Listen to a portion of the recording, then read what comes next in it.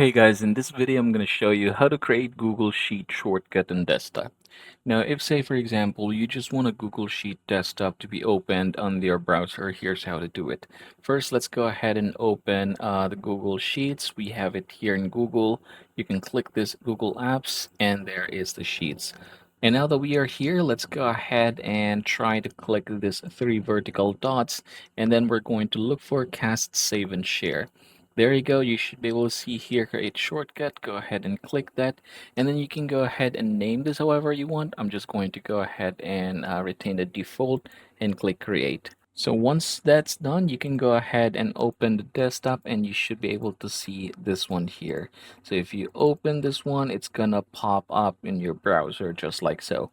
Now, what if say for example, you don't want to open it in a browser? Here's another way. You can click this one right here and then head over to Cast, Save, and Share again, and then you can install this one as an app. So I'm going to go ahead and install this, and if we go back to the desktop, you should be able to see this one here. This is another, and if you're going to open this, what's going to happen is it's just going to open itself and act as an app.